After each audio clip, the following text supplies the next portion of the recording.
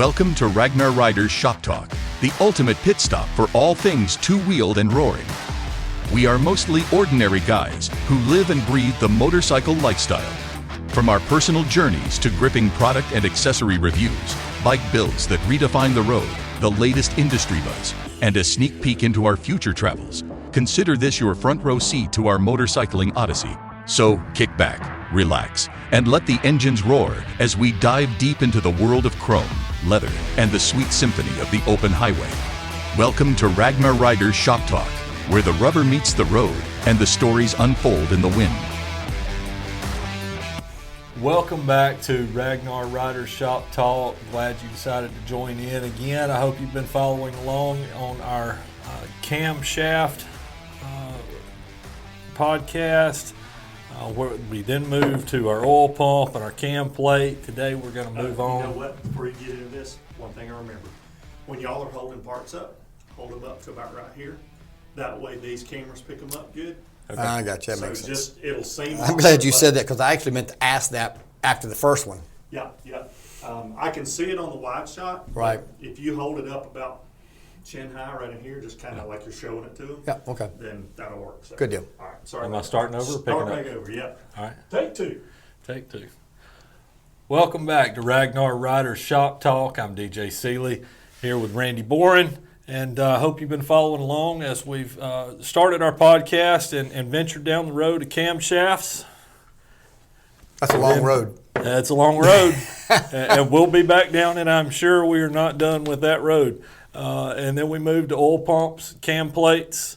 We made our decisions there. Now we're getting ready to bolt it back up.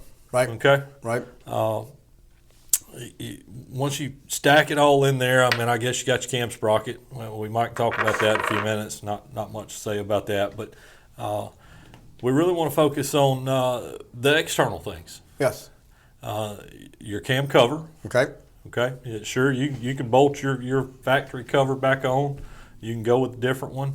You got hardware. You do. I feel like we need to talk about hardware. That was a big one for me. You got air cleaners. You do. And your exhaust system. Mm-hmm. That's all on the, dare I say, hot side of the bike, right? Yep, on the stage 1, stage 2 process. Right. So, Randy, hardware, what did you... tell me what your opinion is.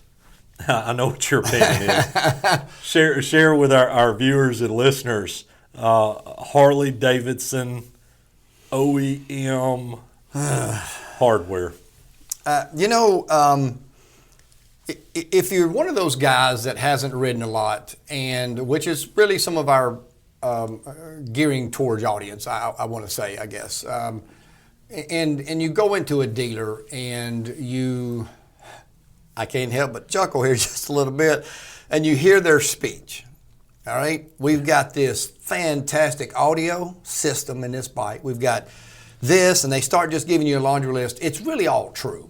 It really is. We laugh about it, but it is for what you know to be true and what that salesman is selling. It's not a bad product. The deal is that on a scale of 1 to 10, 1 being the worst and 10 being the best you could do for that bike, factory, you're floating it around a 3. That's my number. Okay. There's so much more ahead that could be done, and hardware and covers and, all sorts of things are, it's always aggravated the 3 or 4 of us that kind of ride together when we start talking about the things that Harley could have done and spent minimal money on. Yeah, that's a mouthful. Yeah, to make the bike better and don't. Why? What? I mean, that's the million? Is that the, there used to be the $10 million pyramid or $6 million, whatever that was back in the 70s game show. That's the $10 million question, the $5 question, whatever you want to call it. Sure. Why? Well, DJ likes to say, well, it's because, Harley had 3 million of those things cut at one time. They're on the shelf and they've got to use them, whatever that is. Yeah, we can't replace them until those are gone. That's right. We're not going to do that until those are all gone. And we've got enough of them. So, but from an OEM perspective, would you say I'm superficial when it comes to my bike? I mean, I like it to look, I mean, I who's like not, right? right? I mean, bikes are to look at. I've got a 2019, well, one of mine is a 2019 CVO Road Glide Mako Shark Fade. Yes, that's a mouthful too. It's the fade of the blue into the black. It's gorgeous. I get a lot of attention when I ride around with it. I love the bike. Fell in love with it when I first saw it. Bought it. Still love it. Continue to love it. But even at that caliber of a bike, there were so many things that could still be done to it to make it look even better. Sure. Hence goes the aftermarket world that we've already mentioned in the previous episodes. Well, and you don't. So let's separate the covers from the hardware. Yeah. I think both of us on one build or another have used Harley's covers. Sure. Their Harley's fit and finish on their chrome products and trim unrivaled. I mean, they're top notch. Can't really ask for much more. The thing that let me down was the hardware. Yeah. You can go to rallies, you can go to dealerships, look at used bike selections. There's bound to be a dealership in your area that's maybe like that one in North Alabama up around Huntsville. Right. Maybe around Redstone Arsenal that's going to have just a huge selection of used bikes, and walk by them and look at them. These bikes that got ridden that probably didn't sit out in the weather. That's right. Any exorbitant amount of time. I mean, we're in Alabama. We're not dealing with salted roads here. That's right. And stuff like that. But you'll walk by those bikes and that hardware's oxidized, rusted over.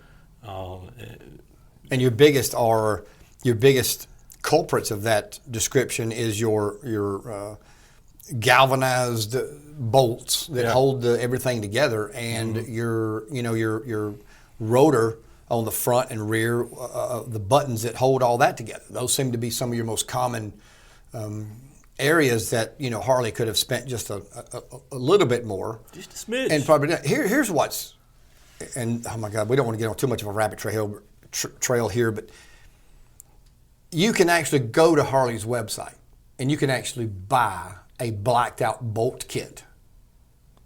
But why? Why would you need to buy that? Why would they not have put that on the blacked out bike to begin with? I don't know.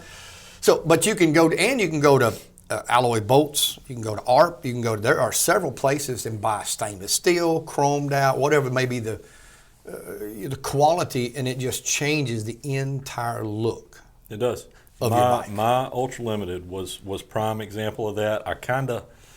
I really wasn't out looking for that bike. You know the story. Maybe we'll get into that story one day of how I ended up with this bike. But it really wasn't something I sought after. Right. It fell in my lap. I wasn't that excited about it.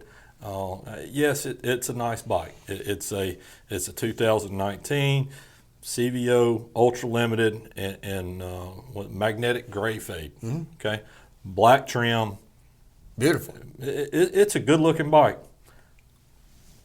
I'm a chrome gets you home kind of guy. Mm-hmm. Okay, but it's blacked out. But when I did the build on it, I got with Bob at Alloy Bolts. More mouthful. Another mouthful.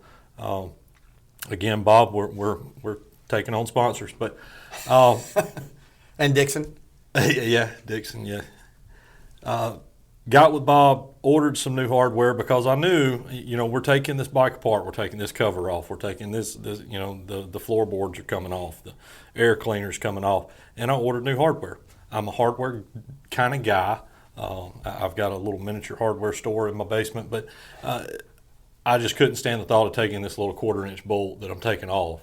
And now I've got to clean it. I've got to put some new thread locker on it, and it's going back on the bike. So I ordered new hardware and fell in love with the bike. Yeah. Like it completely changed everything. Yeah. It set it off. I did polished stainless steel, show polished stainless steel hardware. Love it. Well, disclaimer what I'm about to say here because, the show may not necessarily condone what I'm about to say, but it's kind of like putting makeup on a woman, all right?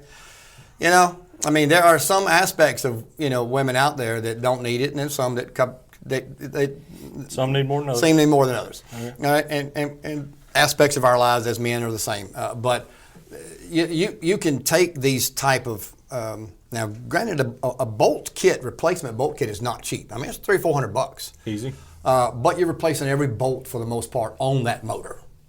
Rocker bolts, engine anchor bolts, floorboard bolts, cam cover, trans cover, top trans cover, primary, I mean, everything. Yep. So you're changing your bike completely. And I think, so you've put all this back together, you're now out here.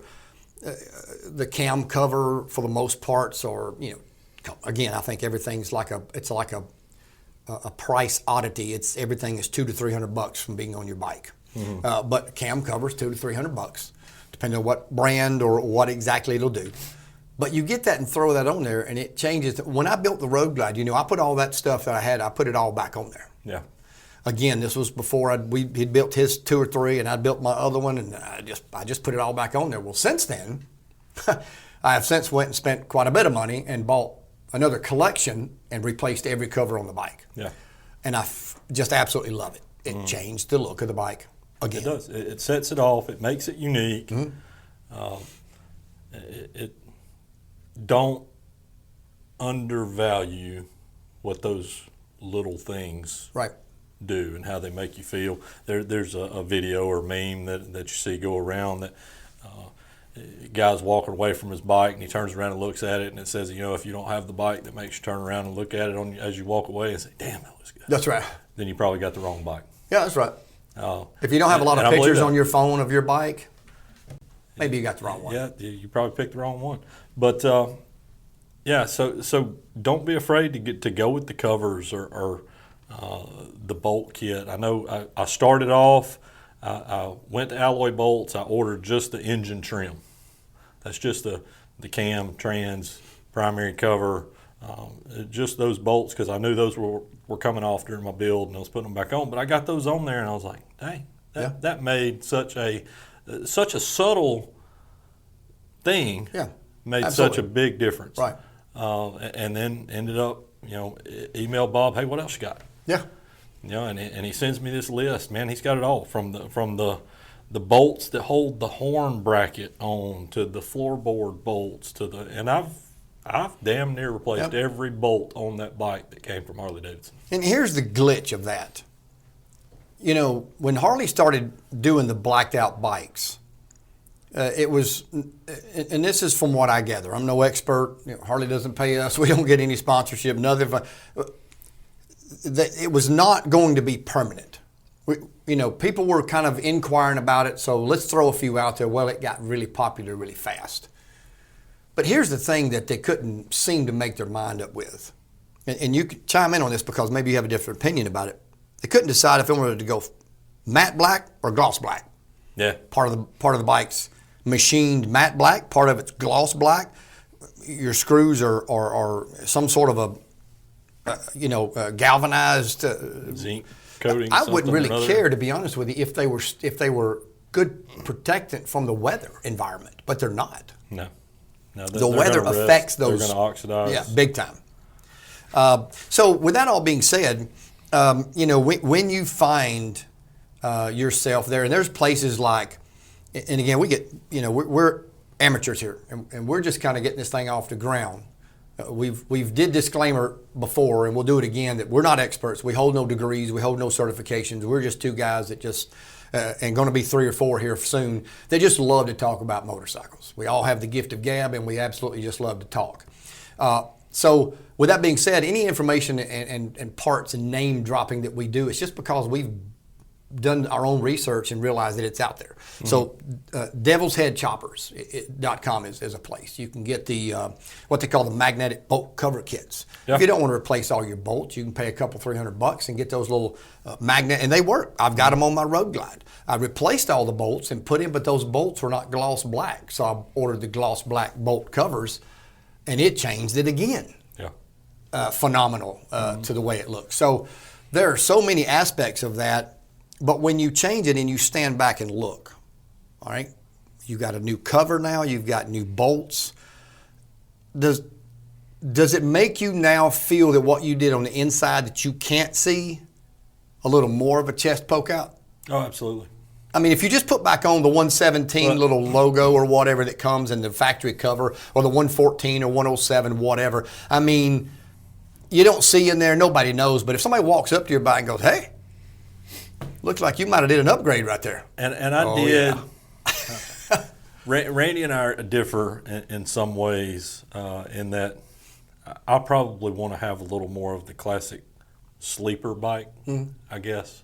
I want my upgrades to be a little more subtle. Randy doesn't mind being a little more audacious and out there a little bit, but I didn't want the Harley Davidson Stage 2 labeling. Yeah. One, stuff I put in my bike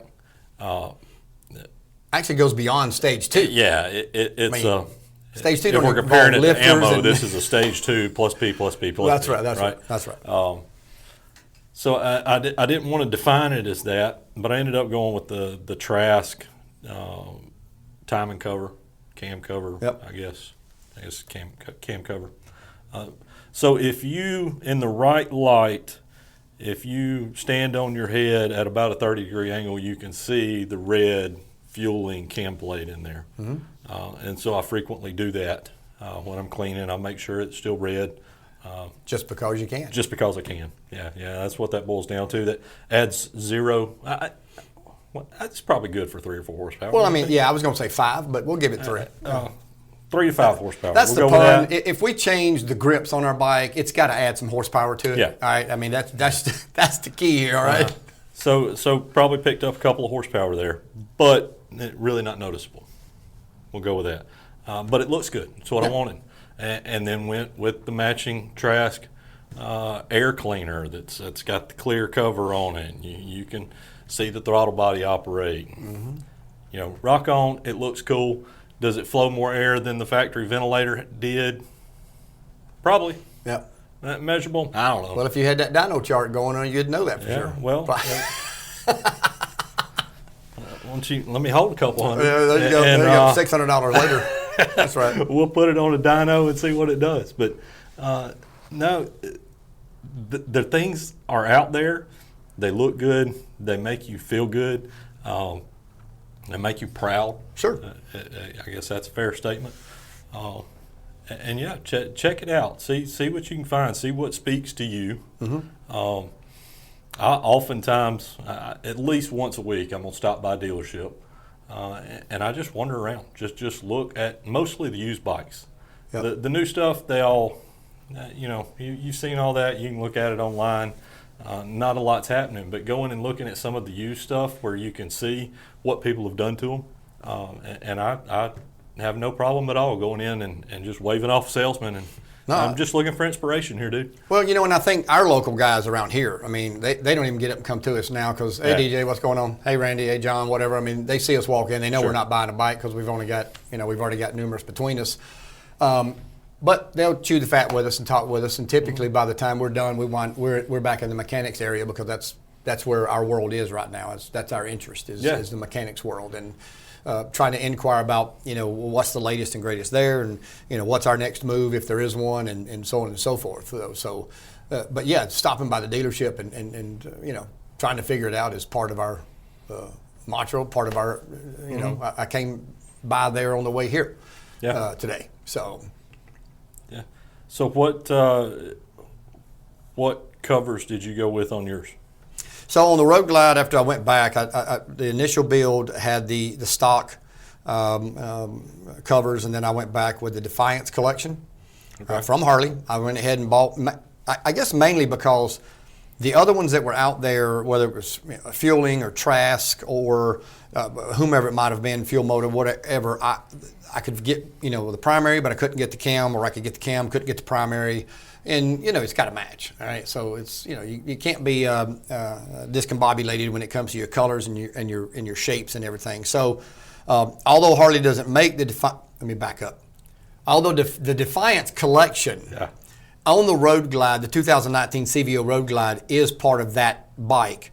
Yep. What they sell over the counter is not the CVO version. They don't make it.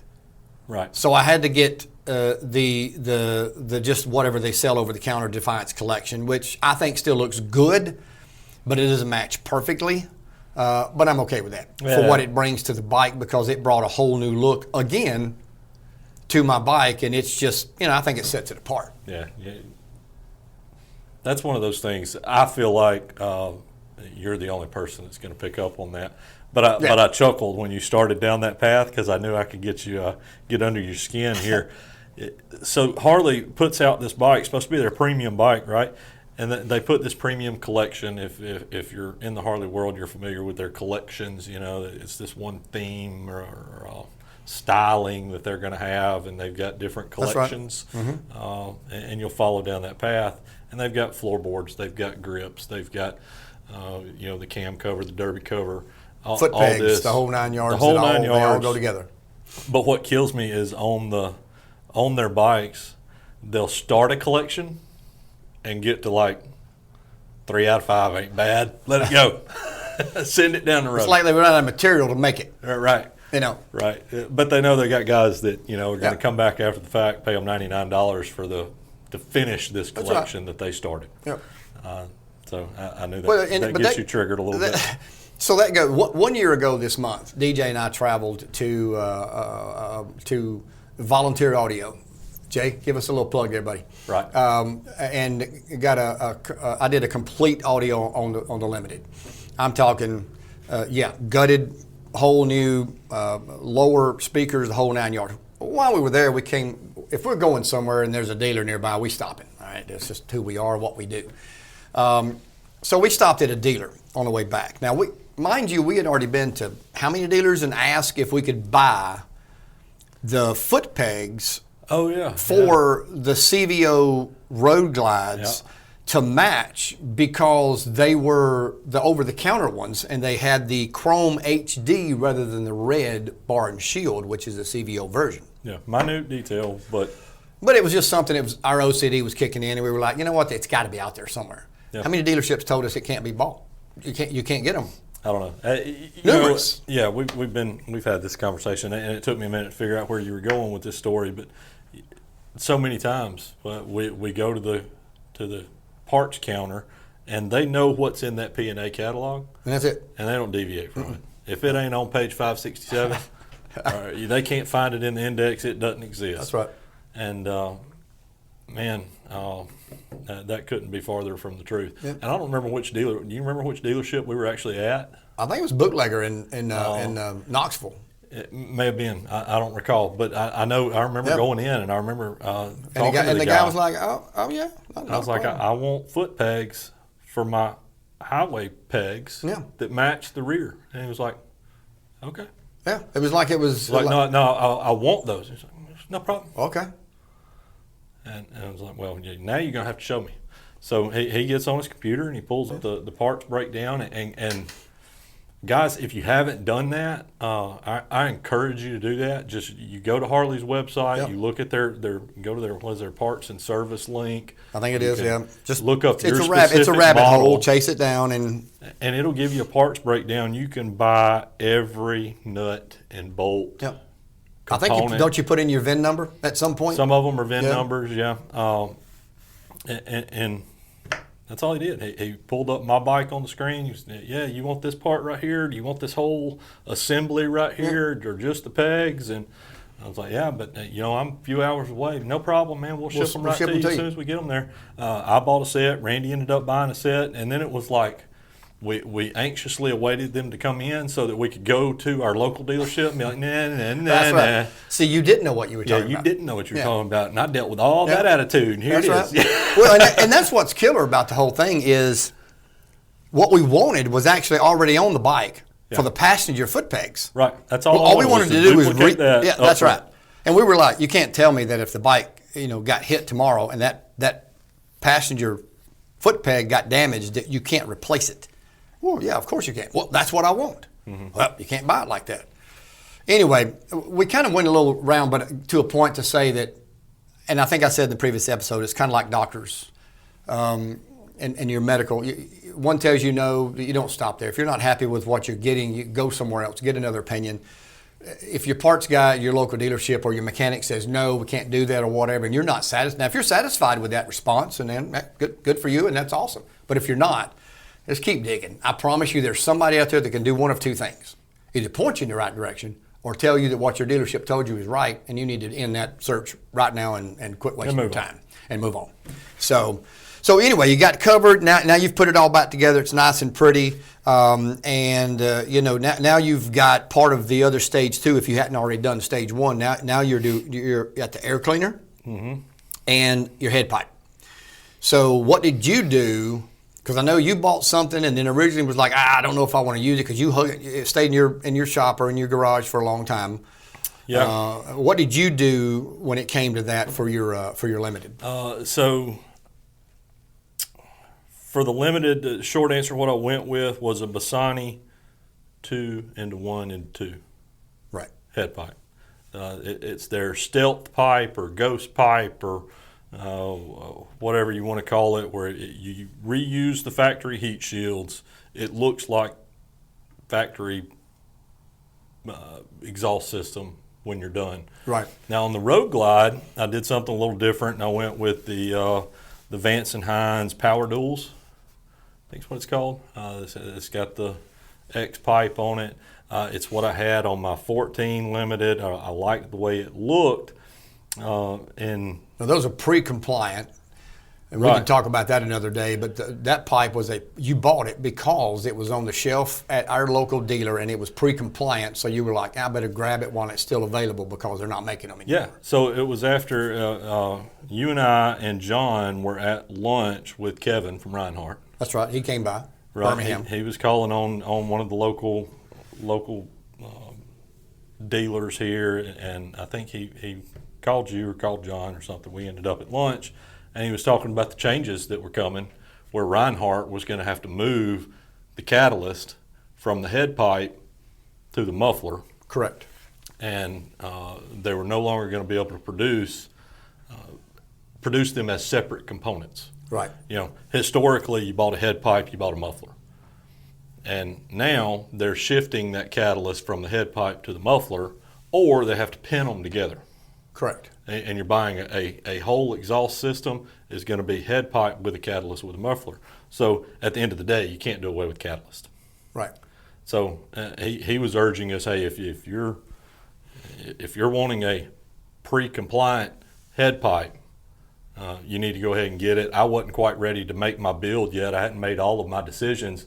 But when it got online, started doing some searches to go ahead and pick up that head pipe that I wanted. Got lucky, found one at a local dealership, and went and picked it up, and it sat in my basement for 6 months or so before we actually did the build, bolted it on the bike. But that was something to watch out for there. If you're just searching out parts, find out if it's pre-compliant or not. Right. Are you getting a catalyst or not? Do you want one? Does your state require it or not? A lot of that plays into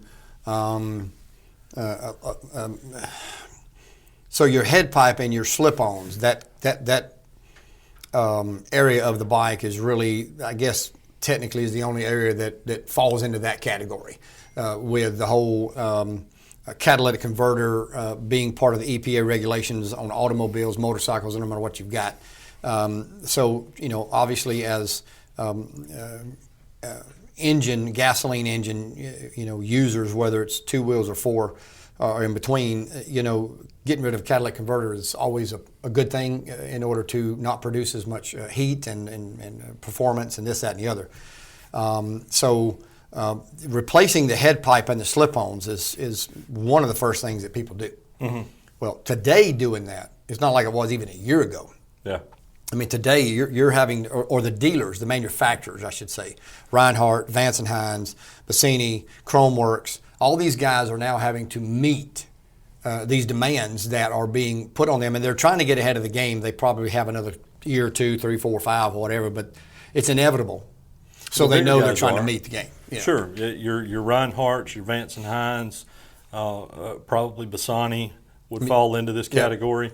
Your bigger manufacturers and shops of these aftermarket components have to follow That's right. those EPA guidelines. Now you get into some probably D&D, That's right. TBR, Fuel Moto. Yeah. There may be some others that just aren't coming top of mind.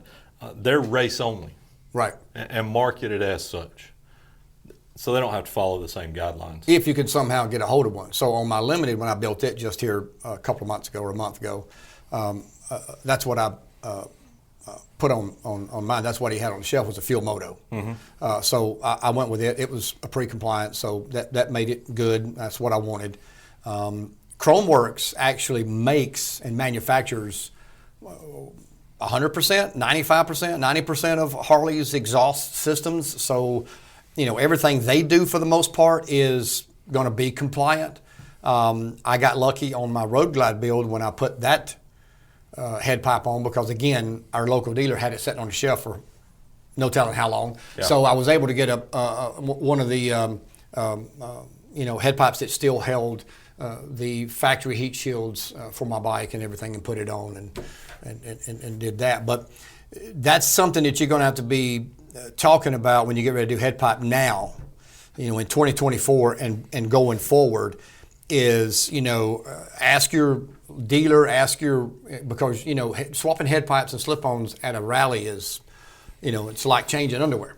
I mean, everybody does it all the time, and it's a big business. All right, so make sure you ask these guys, hey, is what I'm buying, what you're selling me, is it compliant? Is it pre-compliant? And if they tell you they don't know, I mean, it's not a big deal per se, but it can do a little bit for the performance. So, hey, can you ask somebody? Can you got somebody around that you can ask to find out? And maybe to you it don't matter, but it's just a little something to ask if you're having to swap out, or you're swapping out the head pipe and the slip-ons. Yeah, and it goes both ways. For us, we're in Alabama. We don't have the same regulations for road vehicles that some other states may have, so we can have an exhaust system on our motorcycle without a catalyst. Right.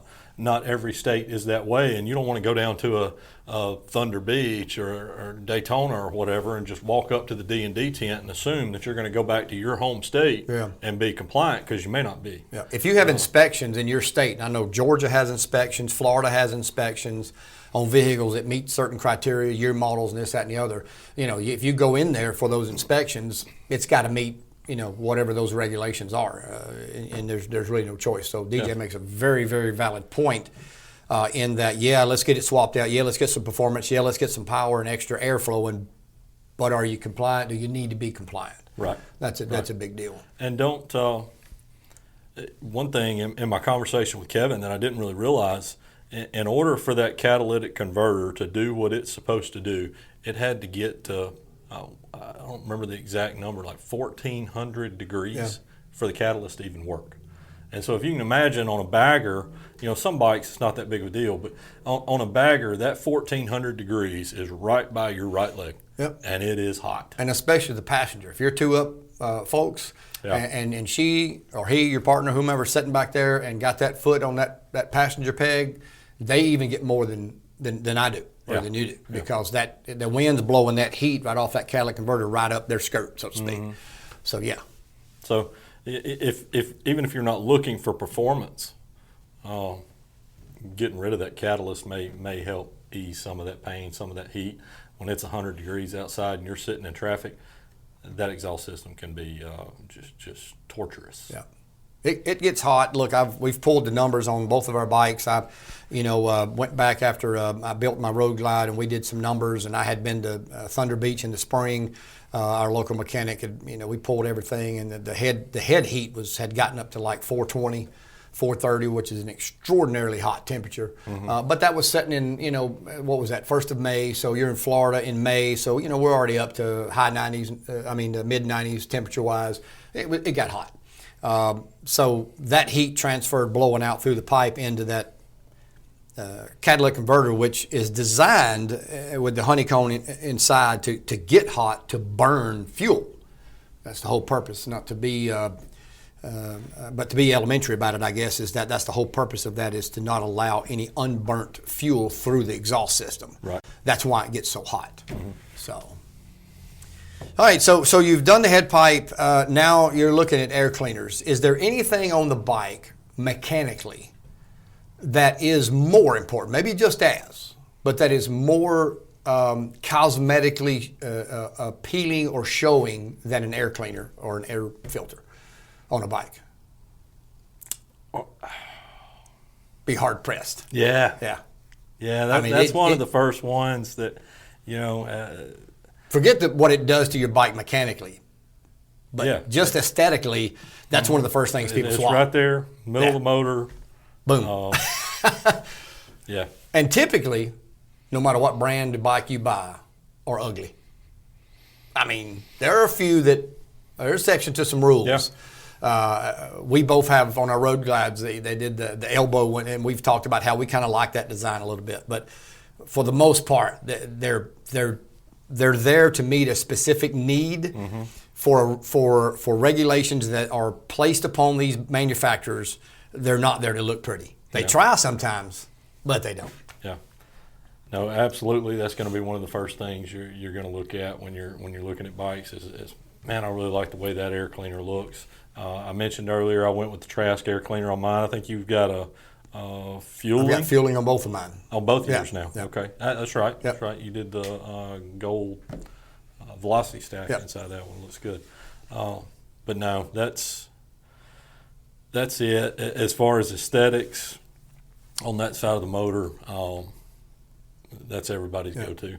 I don't know. You know, there's probably a study out there on which ones flow better. I know somebody's got a no-loss air cleaner. It's rather large. That would be the thing that I'd tell you to be mindful of, not careful of. My Trask, I found it hitting my knee. And ended up My getting on feeling Amazon, does. Yep. ordering the spacer, kicked my floorboard out 3/4 of an inch, fix that problem. So that's out there. May not be a big deal to you. Like I've said before, I'm 6'4", so I'm mostly leg down there anyway. So I'm not 6'4".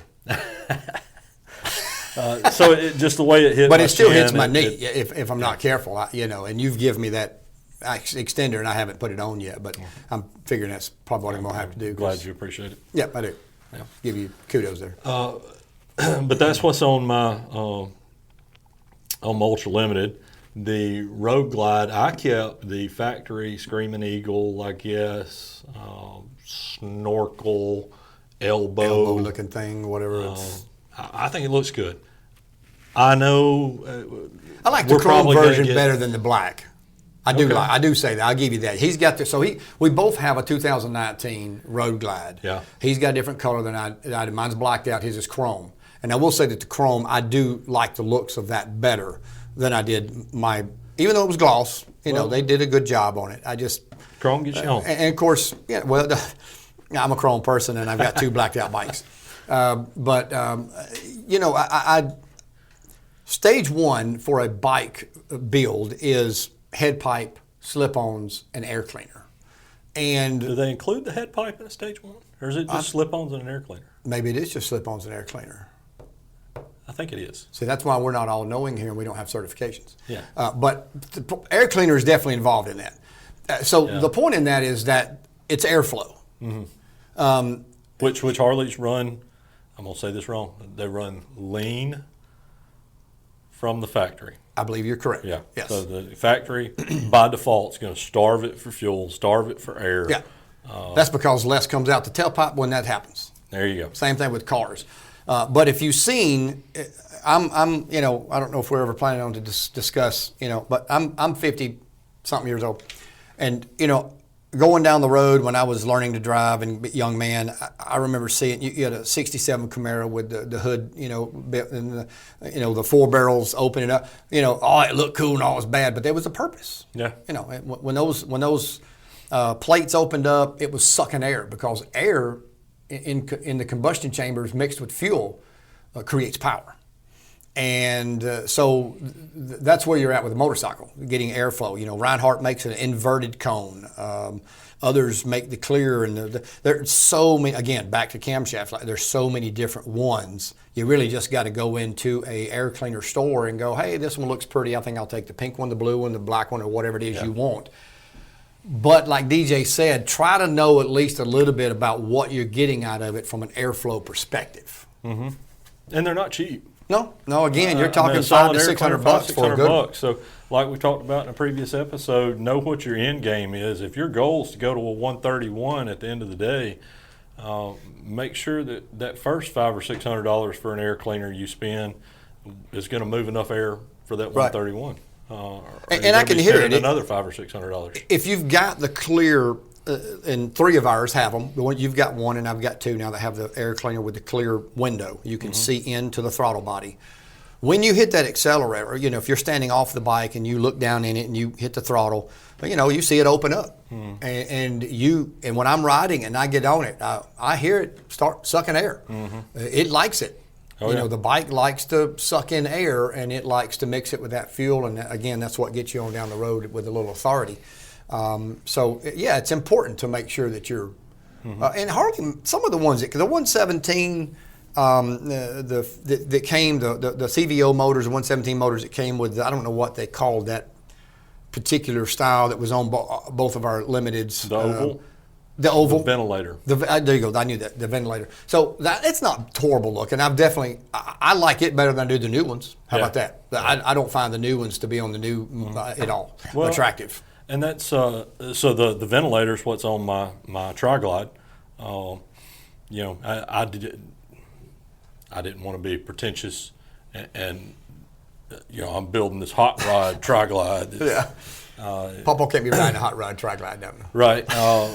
So I wanted a more subtle look on it, and you know, so that I got on. I think it came from Fuel Moto.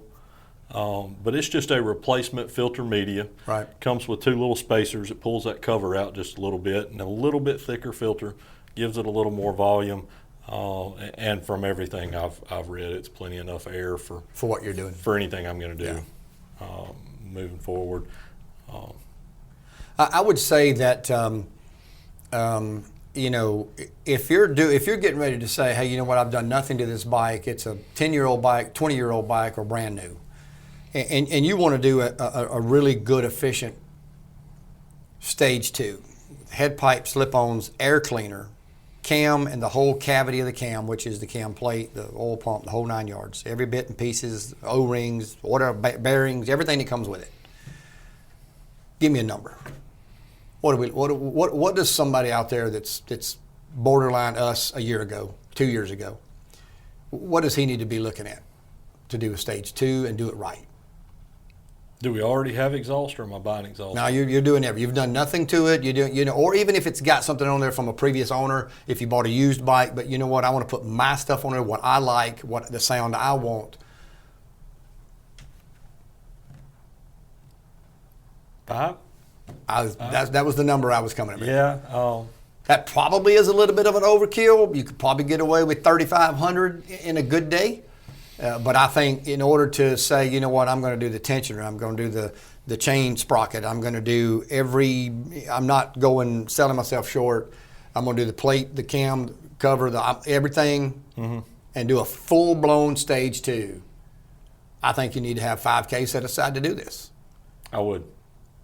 Yeah. Now, does that mean you can't do a stage 2 or get something out of it with less? No, we don't want to say that at all. There's so much you can do.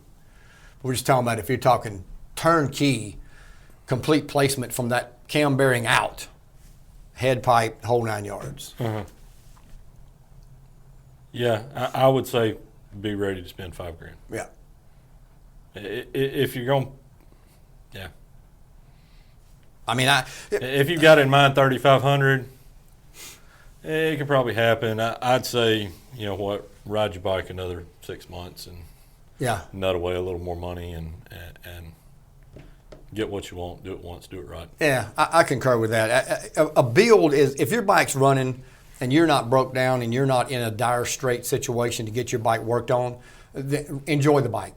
Ride the bike, and create some sort of a plan that saves you some money, that'll put it aside, and when that account says it's got X amount of dollars in it, go to work. Enjoy it. It's a fun process. I don't, and I think I speak for both of us, but chime in here because I think my next statement is part of what why we're doing this. I found it fun. I thoroughly 100% enjoyed what we did, and watching the whole process unfold and getting to the end and going, that's nice. You know? Yes, I agree. I did enjoy it. Now that it's over, I find myself wanting another bike to build, but it didn't come without some stress and frustration. No. I'm not. Definitely there. But I'm the kind of guy that I get caught up in numbers and research, and sometimes get overwhelmed. And we can talk more about that later. But yeah, I agree. So a stage 2 is fun. It's really going to probably give you the most change for your bike when it comes to the engine. Whether you do spend 3 or whether you spend the 5 and do everything. You don't have to. If you got any questions about something along those lines, feel free to reach out to us. Again, that email address is rrshoptalk@gmail.com. Hey, hit us up on Instagram. We're going to tag some of these places in our new, future episodes about where to find us on Instagram, TikTok, and YouTube, and many different places. Part of our reasoning for doing this is because we enjoy it. We've had these conversations about 125 times already in our basements and in our trucks, and we just enjoy talking about it. So we'd love to hear from you. If you've got some topics and input, hey, just send us an email, chime in on our social media, let us know. In the meantime, I appreciate you tuning in to us and listening to us. And you got anything else? Nope. Hey, God bless. Take care.